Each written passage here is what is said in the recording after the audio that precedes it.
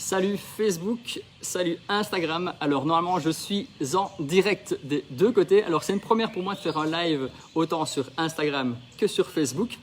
J'espère que tout va se passer correctement. Donc je suis en direct du Costa Rica et aujourd'hui je vais vous faire un live sur comment investir dans la colocation et surtout les 7 gros avantages d'investir dans la colocation. Alors comme d'habitude, je vais vous laisser le temps de vous connecter. N'oubliez pas que vous allez pouvoir poser toutes vos questions, on va pouvoir avoir différents échanges et l'idée est vraiment de vous donner un maximum d'informations par rapport à la colocation parce que c'est, je pense, une des questions qui est le plus revenue en 2020 et qui revient le plus souvent en 2021, c'est Laurent, est-ce que tu penses que c'est encore intéressant d'investir dans la colocation? Donc je vais laisser comme d'habitude tout le monde le temps de nous rejoindre. Alors je suis au Costa Rica. Pour ceux qui me suivent un petit peu, donc à la base je partais au Mexique, c'était pour du business et finalement j'ai défurqué ici au Costa Rica, mais je vais bientôt rentrer en Belgique. J'espère que vous allez bien, qu'il ne fait pas trop froid, pas trop mauvais en Belgique. D'ailleurs dites-moi peut-être dans vos commentaires quel est le temps que vous avez, d'où vous venez, qui vous êtes et tout ça. Je vois qu'il y a déjà beaucoup de gens qui nous suivent sur Facebook, ça c'est chouette, sur Instagram aussi. Donc voilà, donc n'hésitez pas à mettre un petit commentaire ce qu'il en est. Alors aujourd'hui donc je vais aborder avec vous 7 points, 7 avantages qui pour moi sont les plus importants pour investir dans la colocation. Alors la colocation, à ne pas confondre avec l'Airbnb, parce qu'il y a des gens qui disent oui mais la courte durée, est-ce que c'est ça? Alors pas du tout. La colocation c'est souvent une colocation de entre 2 jusqu'à 4 personnes et vous allez voir qu'on peut même aller au-dessus de ça, mais alors avec des petites astuces et ce sera le bonus de la journée. Je vous donnerai un bonus si vous avez plus que 4 chambres, comment optimiser au maximum votre investissement. Alors je vois qu'il y en a plein qui nous ont rejoints, donc on va pouvoir commencer. Alors la première chose, quel est le gros avantage d'investir dans la colocation? C'est déjà par rapport au type de bien. Vous allez pouvoir cibler plusieurs sortes de biens, principalement des maisons et des appartements, et vous allez pouvoir choisir entre des 2 jusqu'à 4 chambres ou plus. Et alors au terme de prix au mètre carré, ça coûtera toujours beaucoup moins cher que des petites surfaces, comme par exemple si vous décidez de demain investir dans un studio, ça va vous coûter beaucoup plus cher au mètre carré, vous allez pouvoir le louer à une seule personne, alors que si vous faites de la colocation, vous allez directement avoir entre 3 et 4 locataires. Alors je vois qu'il y a l'autre téléphone qui gêne, donc voilà. Merci pour le petit message que j'ai reçu. Il y avait un truc bizarre en bas à droite, c'était l'autre téléphone, c'est celui-là qui me filme. Donc voilà, donc le gros avantage là-dedans, c'est que vous allez pouvoir cibler autant des appartements que des maisons. Donc vous n'allez pas du tout être lié avec des petites surfaces comme des petits studios, des tout petits appartements. Ça, on oublie. Pour la colocation, on se concentre réellement sur les grands volumes. Grand volume, ça veut dire qu'au mètre carré, il va vous coûter beaucoup plus cher. Et le fait que les prix soient beaucoup plus abordables, vous allez peut-être pouvoir, comme premier investissement, commencer avec ce genre d'investissement qui est la colocation, parce que j'ai beaucoup de personnes aussi qui me disent « Oui Laurent, j'ai envie d'investir et je veux directement un immeuble avec 7 appartements. » Wait. Alors, commencez dans l'investissement immobilier en achetant un immeuble de 7 appartements. Soit on a énormément de fonds propres, soit on trouve une excellente affaire, mais c'est un petit peu plus compliqué. Alors que si vous investissez dans la colocation directement, vous allez pouvoir trouver directement une maison ou un appartement, 3, 4 chambres ou plus. Et là, effectivement, il y en a beaucoup plus sur le marché que des immeubles qui, pour l'instant, en plus avec la période Covid, partent à une vitesse incroyable. N'oubliez pas, si vous avez des questions, n'hésitez pas à les mettre en commentaire, j'y répondrai à la fin du live. Ça, c'est la première chose. Maintenant également, au niveau, je disais, la concurrence. Vous avez beaucoup moins de concurrence avec la colocation parce que vous allez cibler plein de personnes. On le verra un petit peu plus tard, vous allez pouvoir cibler des étudiants, des jeunes actifs, des pensionnés, des parents monoparentaux. Enfin, ça va vraiment être beaucoup plus large. Et aussi, ce qui est très important quand vous investissez dans la colocation, c'est que si une fois vous changez d'avis, vous dites la colocation, ça demande trop de gestion, j'ai plus trop envie, ou voilà, vous avez une autre vision, une maison que vous avez achetée 4 chambres, vous pouvez tout à fait la louer en location classique ou en location courte durée, ce qui veut dire en location style Airbnb. Ce qui n'est pas le cas, si vous achetez directement un studio, ça va être beaucoup plus compliqué de dire j'achète un studio et puis je vais le transformer en colocation de 4 personnes. Ça me semble un petit peu compromis. Donc ça c'est le premier point. Donc en termes d'achat, le bien est un achat qui est beaucoup plus abordable qu'un autre bien si vous comptez investir dans un immeuble de rapport. Par contre, ce qui peut être très intéressant sur du moyen long terme, c'est si directement vous investissez dans un immeuble et dans lequel vous faites que des colocations. Moi, j'en ai un sur Liège où il y a 4 appartements et un commerce. Et bien, 3 des 4 appartements sont en colocation. Donc, vous imaginez bien, on verra un petit calcul juste après, c'est le point 2.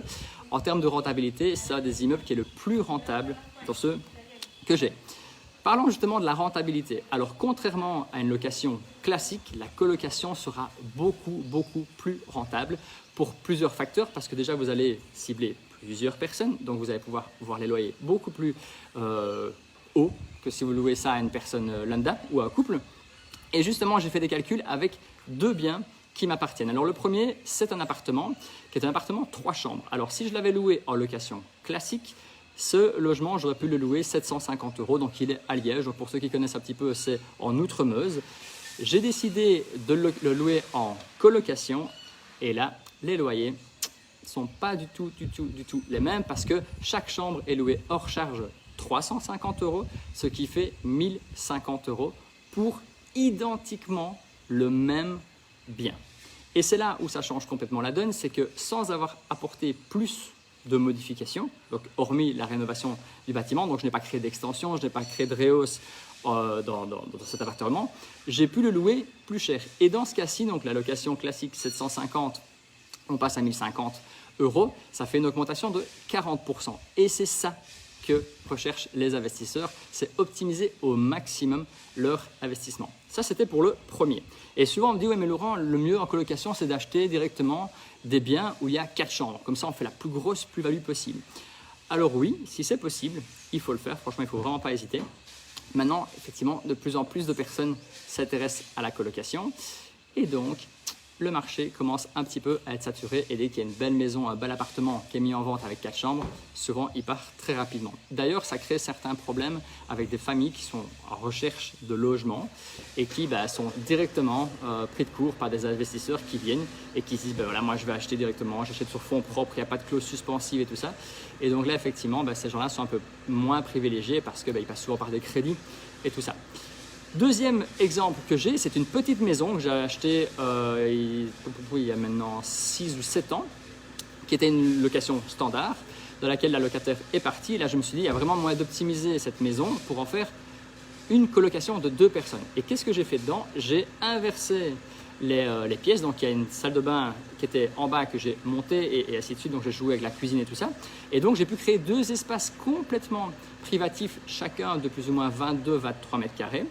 Et donc, d'une location classique qui était à 545 €, elle est passée à 800 €. Donc, vous voyez, simplement avec une petite maison, 2 chambres, j'ai pu faire une colocation et optimiser au maximum mon investissement et donc gagner 250-300 € de plus sur le même bien. Alors, effectivement, j'ai dû faire plus de travaux que dans l'appartement, mais de tous les cas, je devais rénover la salle de bain, je devais rénover la cuisine. La seule chose pour ce bien-là, qu'est-ce que j'ai fait? J'ai inversé certaines pièces. Et donc, les travaux ont duré, on va dire, 1 fois et demie le temps que ça aurait pris si c'était une location classique. Mais grâce à ça, maintenant, ce bâtiment est extrêmement rentable. Et donc, grâce à ça, vous allez pouvoir gagner plus de cash flow. Donc, c'est-à-dire le bénéfice que vous allez gagner sur de la location. Ça, c'était le point 2. Donc, optimiser la rentabilité de votre investissement. Est-ce que jusque-là, tout va bien? Voilà, j'ai déjà commencé à avoir des questions. Donc Maxime, combien de mètres carrés minimum pour 4 personnes? Moi, je verrais plutôt ça par rapport au nombre de chambres. Alors des chambres en dessous de 10-12 mètres carrés, évitez, ça est beaucoup plus compliqué à louer, sauf si vous voulez vraiment louer avec un simple lit, des choses comme ça devient un petit peu plus compliqué. Mais voilà, il y a des gens qui recherchent, quand c'est des petits loyers de 250-275 €, alors là, effectivement, vous pouvez louer des chambres de 9, 10, 11 mètres carrés. Mais pour ma part, en dessous de 12 mètres carrés, ça devient un petit peu compliqué parce qu'il ne faut pas oublier qu'il y aura un lit pour bien faire un lit double. Parce que souvent, on va cibler, vous allez voir, des gens mûrs, ce ne sont pas des enfants. Et donc, quand ils quittent de chez leurs parents avec un lit double, les faire rentrer dans un lit simple, c'est un peu plus compliqué. Et il faut aussi un bureau pour travailler, parce que souvent, c'est des gens qui travaillent, une garde-robe, un miroir, tout plein de choses qui prennent vite de l'espace dans une chambre. Donc, si vous avez 9 mètres carrés, ça devient un petit peu complexe pour faire ça.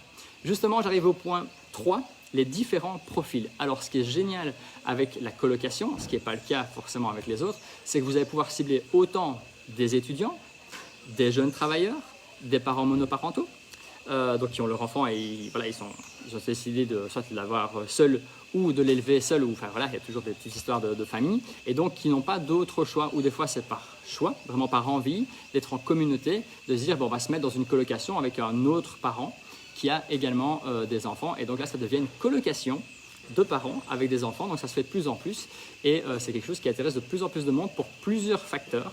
Le premier, c'est économique, ça coûtera toujours moins cher de louer dans une colocation que de louer un appartement ou une maison seule, et aussi pour le côté pratique et de la communauté, c'est qu'il y en a un qui doit aller faire un rendez-vous chez le médecin, ben, l'autre parent peut garder les enfants. Donc ça aussi, beaucoup d'investisseurs oublient de cibler cette clientèle, parce que voilà, c'est le cas, alors que ça peut être très intéressant.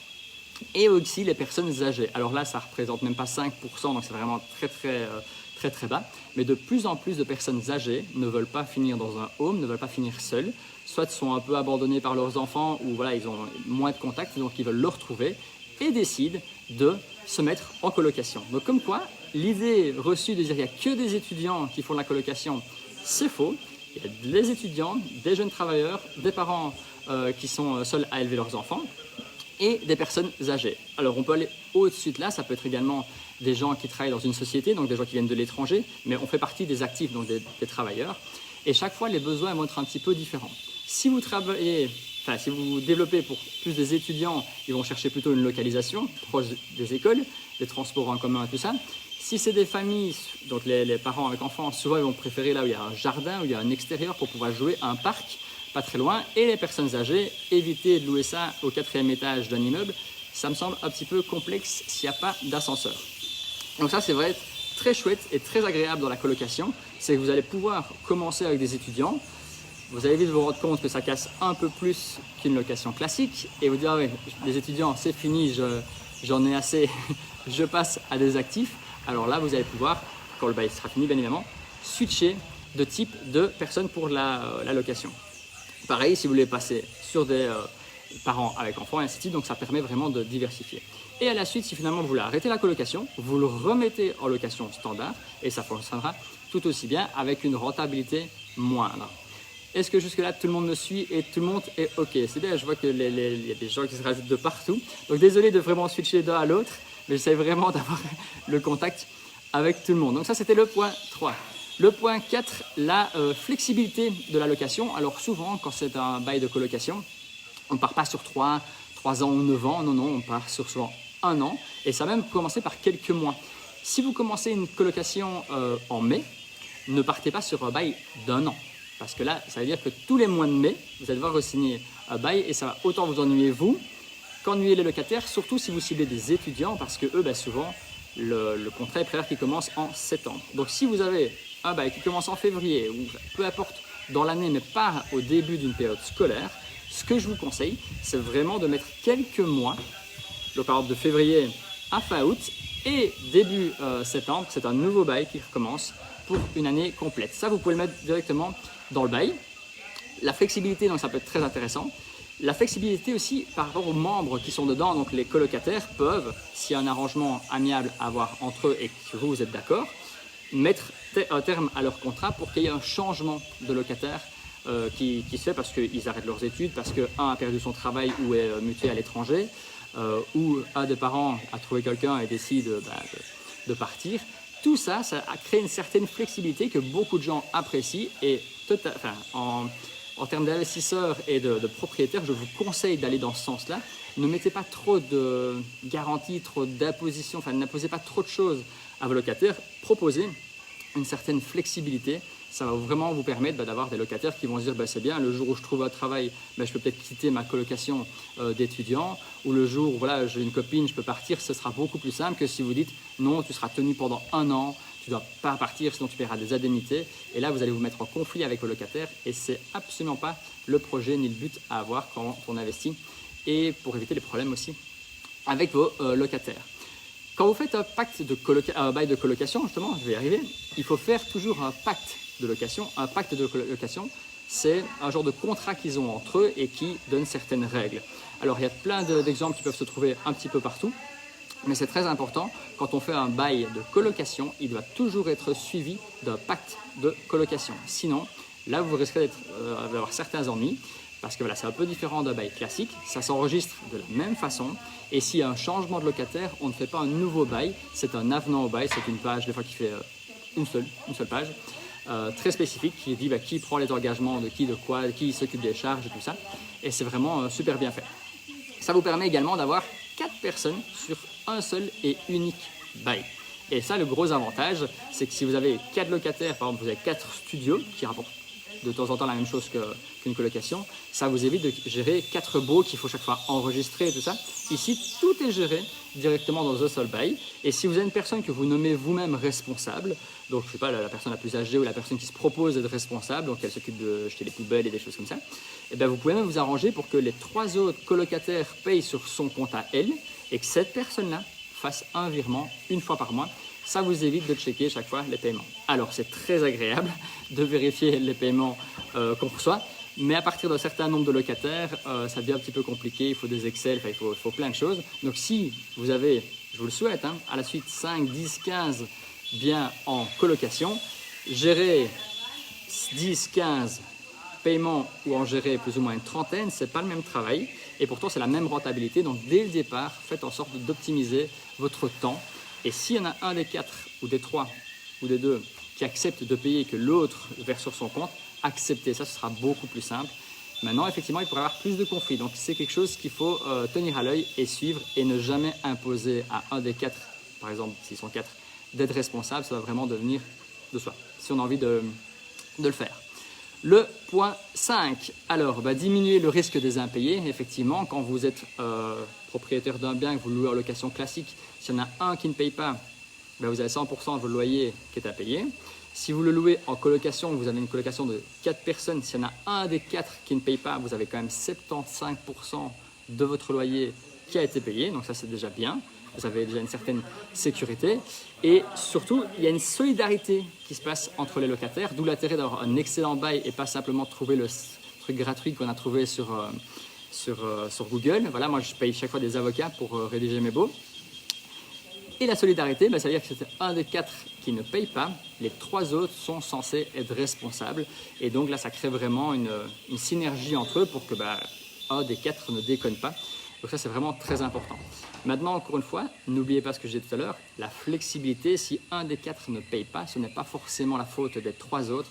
Donc, soyez quand même un petit peu flexible et comprenez, on ne sait jamais les problèmes qu'il peut y avoir chez des gens. Donc, n'envoyez pas directement recommander.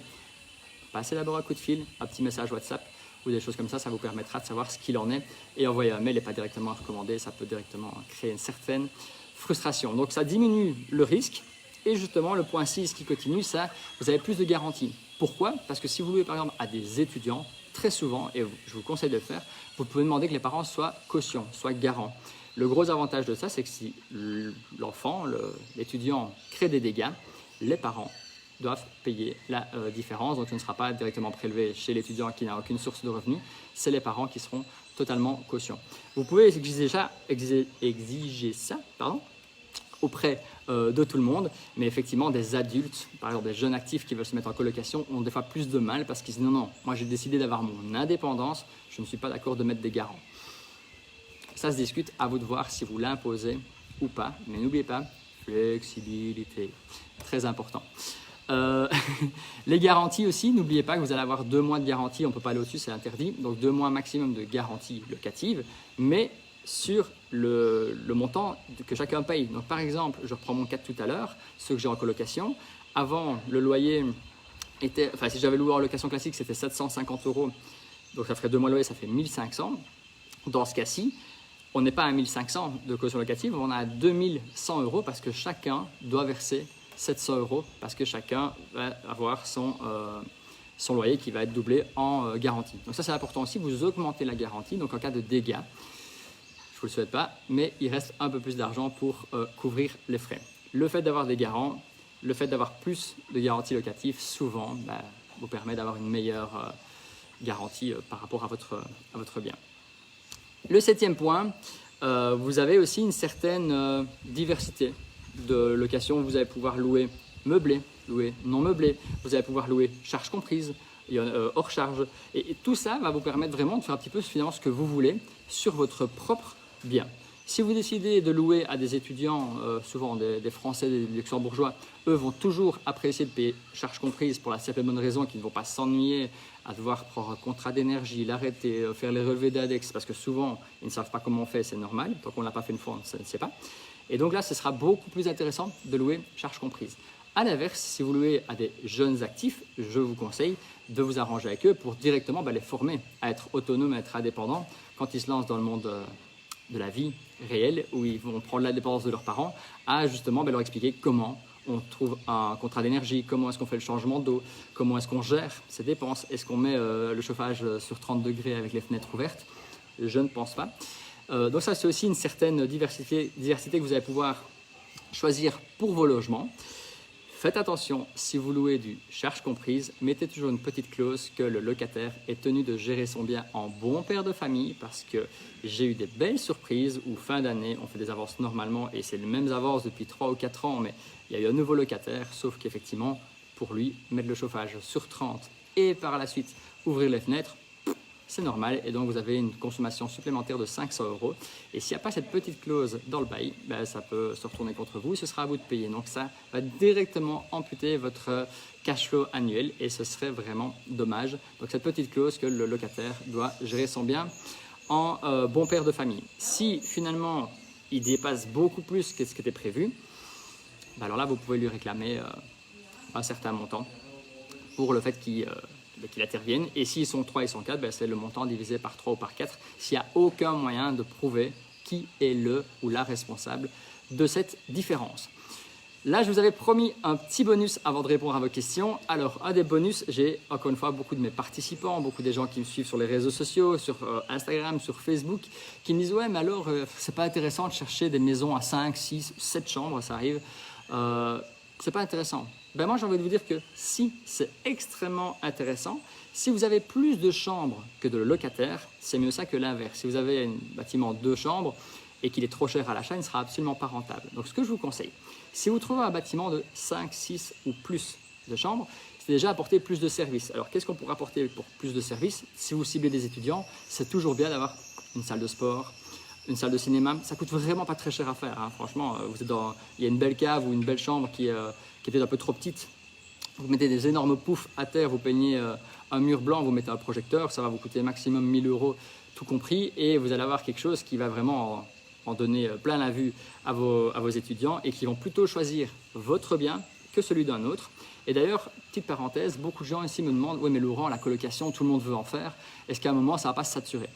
Personnellement, je pense que si. Si on continue à faire de la colocation, à tout va comme ça et simplement, je pense qu'il y en a beaucoup qui ne vont pas s'y retrouver à un moment ou l'autre parce que, effectivement, s'il y a 1000 biens en colocation sur le marché, mais qu'il n'y a que 700 étudiants, enfin 700 profils qui sont intéressés par la location, il y en a 300 qui ne vont pas se louer, qui vont repartir en location classique.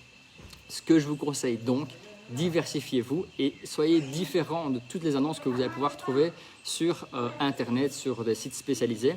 Si vous proposez la même chose, donc ça veut dire un appartement ou une maison avec du mobilier Ikea blanc, avec une petite TV sur un petit meuble Ikea blanc, ça va être compliqué de se démarquer par rapport aux autres. À l'inverse, si vous décidez de mettre certaines couleurs au mur, des beaux tapis, des beaux miroirs, des beaux luminaires, et qu'en plus de ça, vous proposez plus de services avec une salle de sport, vous pouvez acheter tout d'occasion. Une salle de sport, ça ne coûte pas si cher que ça, 1 000, 1 500 € maximum, vous avez tout le matériel qu'il faut. On ne dit pas qu'il faut avoir la même chose qu'au Basic Fit, pas du tout, mais avoir certains outils qui peuvent permettre de s'entraîner. Et si même ils ne s'entraînent pas, ils trouveront ça génial, et leurs potes aussi. Et donc, votre appartement va continuer à se louer.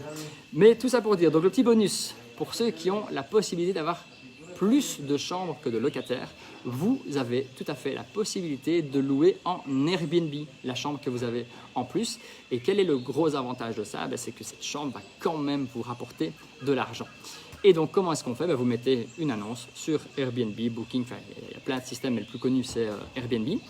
Et donc, vous n'allez pas louer un logement entier, mais vous allez louer une chambre. Et là, vous essayez de vous arranger avec un de vos étudiants, ça peut être très génératif, mais un de vos locataires, pour que lui-même s'occupe de la gestion de ça. Et alors, qu'est-ce qu'il y gagne? Il paye un loyer par exemple moins cher, ou alors il ne paye pas de charge, ou alors il y a des petits arrangements à avoir. Vous lui offrez son abonnement de téléphone, vous lui offrez, je ne sais pas moi, une carte avec une carte cadeau chez la Fnac, peu importe. Et donc là, ça va vous permettre d'optimiser encore plus votre investissement parce que vous aurez votre bien en 5 chambres, 4 vont être en colocation, une va être en location courte durée, donc Airbnb par exemple. Et grâce à ça, vous allez pouvoir gagner encore plus d'argent, plus de cash flow en ayant quelque chose qui est assez diversifié. Et si votre Airbnb ne se loue pas à cause du Covid, ça c'est beaucoup vu, c'est pas grave, votre logement est toujours rentable. Et à l'inverse, si vos étudiants, si vous louez des étudiants ne sont pas là en juillet-août, eux ferment complètement leur chambre, vous avez un appartement, vous pouvez quand même louer en Airbnb qui va quand même vous rapporter de l'argent alors qu'il ne sera pas occupé. Voilà, j'espère que tout ça vous a aidé. Donc mes conseils, je clôturerai avec ça avant de répondre aux différentes questions. Voilà, donc démarquez-vous, ça je l'ai déjà dit, donc pour la déco, le mobilier et également donc les services. Les services, ça peut être quoi? N'hésitez pas à préparer un e-book ou alors même un book papier dans lequel vous donnez 10 adresses de resto près de l'endroit où il y a la colocation, mettre là où les bus sont les plus proches, les chouettes endroits, les beaux parcs et tout ça. Alors ça peut paraître bête, moi je le fais par exemple pour mes Airbnb, mais pour la colocation ça peut être aussi très intéressant parce qu'on peut cibler des gens qui ne sont pas belges et qui vont arriver dans une ville, un endroit qu'ils ne connaissent absolument pas. Si les parents et les étudiants, par exemple, visitent 10 logements et que votre logement, il y a un petit book comme ça d'une 10-15 pages où il est marqué tous les trucs à faire à Liège, à Charleroi, à Mons, à Bruxelles, croyez-moi, dans la tête des parents, vous allez marquer des points. Et si même votre chambre fait 2 mètres carrés de moins que celle qu'ils ont vue juste avant, et même si votre loyer est 25 € plus cher, ils vont se dire « Waouh, là je suis face à un propriétaire qui pense à mon enfant et donc je vais choisir cette location-là. » Et là, le gros avantage que vous allez avoir, c'est que c'est les parents qui vont défendre votre bien. Donc même si l'étudiant dit « Ouais, mais non, moi je préfère l'autre, elle est plus grande la chambre. » Oui, mais regarde, là, lui, tu vas tout savoir sur la ville et si tu as une question, tu pourras lui poser. Et justement, la flexibilité, soyez disponible pour vos locataires, c'est vraiment très important. On ne devient pas, je pense, rentier, multipropriétaire en ne foutant rien et en n'étant pas très sympa avec ses locataires. Je touche du bois, je n'ai pas eu un seul jour de loyer impayé depuis 2015 et j'ai commencé à investir en 2013, donc ça fait quand même 6 ans. Donc comme quoi, c'est très important. Je profite de ce live pour vous dire que à mon retour de Belgique, je suis en train, ça fait déjà un petit temps, c'est plus d'1 mois et demi que je travaille sur la création d'une formation justement sur la colocation où ce sera une formation online, donc juste en ligne avec plus ou moins une dizaine d'heures de vidéos sur laquelle il y aura tous les documents, il y aura des études de cas, donc je prendrai avec moi dans certains de mes biens et je vous montrerai avant travaux, pendant travaux, après travaux, la mise en location. Tout ça, ce sera vraiment mis dans la formation. Donc si c'est quelque chose qui peut vous intéresser, n'hésitez pas à m'envoyer un message privé ou m'envoyer un message à contact@laurentschmitz.be. Comme ça, on vous met déjà dans la base de données et on vous tient au courant en priorité par rapport à tout ça. Donc on vous aura un petit mail avec toutes les informations nécessaires. Alors, je vais maintenant me connecter sur mon PC qui est juste là. Donc, si vous verrez ce qu'il y a là, il y a toute une organisation qui a été organisée avec l'hôtel pour justement avoir tout qui tient parfaitement et comme ça je peux avoir accès à vos questions. Alors n'hésitez pas non plus à mettre en commentaire si vous êtes content de ce genre de live, si vous trouvez ça naze, si ma chemise, parce que j'avais promis lors du sondage sur Instagram que j'allais la mettre, si ma chemise ne vous plaît pas, vous pouvez le dire, si elle vous plaît, dites-le moi, je vous en ramènerai, j'ai recherché au Mexique, il n'y a pas de problème, mais c'est toujours très intéressant pour moi d'avoir un échange avec vous, parce que là je parle à 2 caméras en l'occurrence, mais j'aime bien avoir un petit peu d'interaction. Alors j'arrive pas à le voir avec mon PC, je vais essayer de le voir avec mon GSM. Yep. Ah voilà, j'arrive à me connecter. Alors, je vais sélectionner les questions parce que je vois qu'il y en a beaucoup même sur l'Instagram. Donc, hello Laurent, pour les appartements, il y a beaucoup de biens qui sont en copropriété. Qu'en penses-tu? Il semble que les frais de copropriété mangent une belle partie du cash généré. Alors oui, et sachez que la copropriété ne peut pas vous interdire de faire de la colocation, contrairement, attention, à l'Airbnb où là, s'il est marqué dans l'Assemblée générale, c'est interdit de faire de l'Airbnb, c'est un petit peu différent, mais la colocation, on ne peut pas vous l'interdire. Effectivement, donc, quand on loue des appartements, si vous n'êtes pas propriétaire de tout l'immeuble, le cas que j'ai pris, je suis propriétaire de tout l'immeuble, hein, donc il y a 4 appartements, je suis propriétaire des 4. Si vous êtes dans un bien, un logement où il y a plusieurs propriétaires, effectivement, renseignez-vous bien. Premièrement, le prix auquel vous achetez le bien et les frais de copropriété annuels parce que ça peut effectivement bouffer votre marge. Partez du principe que s'il y a un ascenseur ou deux, déjà là, ça va faire très très mal parce qu'un ascenseur, c'est plusieurs milliers d'euros par an d'entretien, de réparation, tout ça. Donc c'est clair que si vous êtes 4 locataires, 4 propriétaires, ça va être divisé par 4. Maintenant, si c'est une résidence où il y a 40 appartements, 2 ascenseurs, les frais, on le ressent un petit peu moins. Mais effectivement, Maxime, c'est une excellente question. Très important de bien choisir l'appartement et regarder les frais de copropriété. Ne vous fiez pas simplement à ce qu'on va vous dire. Donc, si le propriétaire vous dit « Oh, plus ou moins 200 », non, non. Attendez à voir vraiment les assemblées générales, donc les documents qui attestent bien des frais mensuels. Combien de mètres carrés pour les 4 personnes? Je dirais plus ou moins une centaine de mètres carrés. Mais ce qui est le plus important, je pense, c'est la taille vraiment des chambres. Les chambres en dessous de 12 mètres carrés, 10-12 mètres carrés, ça me semble un petit peu limite. Maintenant, si vous avez 3 de 18 mètres carrés et une de 9 mètres, allez, une de 10 mètres carrés, ne passez pas à côté de la bonne affaire, ça peut vraiment être sympa. Et la petite chambre, alors, faites un loyer dégressif. D'ailleurs, ça aussi, un conseil que je peux vous donner, s'il y a vraiment des grandes différences entre les chambres, où il y en a une qui a une terrasse, il y en a une qui a sa propre salle de bain, effectivement, ce ne serait pas normal que chacun paye le même prix. Donc là, soit vous avez 2 solutions, vous dites voilà, vous êtes 4 et la colocation commence à 4, et c'est les gens qui s'organisent entre eux pour savoir qui paye quoi, ou alors dès le départ, vous dites ben non, cette chambre-là c'est 375 € parce qu'elle a la douche, l'autre c'est 320 parce qu'elle est plus petite, et là, ainsi de suite, vous allez vous-même adapter les prix par rapport au service que vous proposez. Stéphanos, hello Laurent, en ce qui concerne les garanties locatives, comment procèdes-tu? Chacun va à sa banque, tu regroupes tout. Moi maintenant je passe par des gens qui gèrent les biens, mais effectivement, soit vous la versez sur votre compte, mais c'est pas le top du top, mais sinon dans les faits, la loi veut qu'il y ait un compte tiers, donc un compte qui soit ouvert aux 2 noms dans une banque spécialisée, mais si le locataire et vous êtes d'accord que ce soit sur un compte, le compte du propriétaire, vous pouvez le faire aussi, mais n'oubliez pas, soyez réglo et attendez que vos locataires soient également réglo. Mais la meilleure solution, effectivement, le plus simple souvent, c'est quand c'est sur son compte, parce que quand il y a des petits dégâts et que le locataire dit non, c'est pas moi qui ai cassé la poignée de la porte, c'est Pierre, c'est Jean, ça devient un petit peu compliqué pour une poignée qui doit coûter 30 €. Donc là, ça devient un petit peu compliqué. Comment gérer le pacte célibataire? Comment gérer le pacte si les colocataires arrivent au compte-gouttes dans le bien? Alors là, effectivement, il est plus simple, plus facile, quand les 4 sont, ou les 3 ou les 2 sont directement là. Mais vous pouvez créer un pacte de colocation s'ils sont 3 au début, que le 4e vient après. Le 4e devra s'adapter à celui-là. Maintenant, s'il veut changer quelque chose et que les 3 autres sont d'accord, un arrangement amiable aura toujours plus de poids que le contrat qui a déjà été signé. Et donc, ils peuvent refaire un nouveau pacte de colocation. Sophie, au niveau bancaire, la banque apprécie le fait d'optimiser les loyers avec la colocation. Eh ben non, étrangement, et c'est compliqué, hein, mais certaines banques, certains banquiers ne comprennent pas encore l'intérêt d'investir dans la colocation, le fait que ça rend beaucoup plus rentable, on ne n'est pas encore imprégné. Voilà, on s'y prête beaucoup de banques, et j'ai eu le cas moi pour 4 dossiers où la banque prend en considération le loyer effectif normal et non le loyer effectif colocation. Et c'est encore pire pour l'Airbnb. Si une fois vous louez un Airbnb, des fois la banque considère que vous gagnez 0 €, même si vous avez 3 à 4 000 € de rentrée par mois avec votre Airbnb. Tant qu'il n'y a pas 1 an d'arriéré, souvent la banque considère qu'il n'y a rien. Et si même des fois il y a 1 an d'arriéré, ils vont dire oui, à 50%. C'est un peu compliqué, donc malheureusement c'est le cas. Mais gardez à l'esprit, c'est très important, je vous regarde dans les yeux, si votre bien n'est pas rentable en location classique, ne l'achetez pas.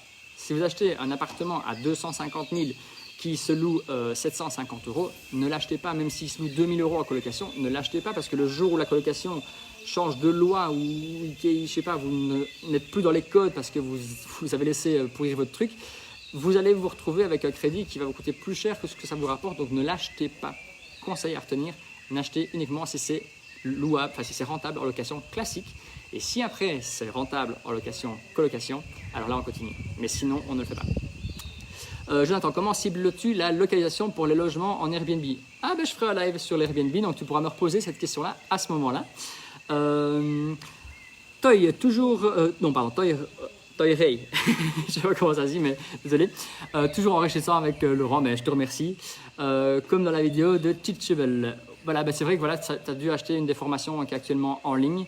Donc il y en a effectivement qui sont sur mon site internet. J'utilise l'application Teachable et voilà, je suis très content que ça te plaise. Et alors grâce à toi, j'ai fait ma première offre d'achat hier. Je croise les doigts pour toi et j'espère que ça va passer. Anna, très bien, merci beaucoup. Merci beaucoup, je vois qu'il n'y a pas d'autres questions pour l'instant. Il y a Marc qui veut bien 2 chemises du Mexique. Ok, j'en ai en stock.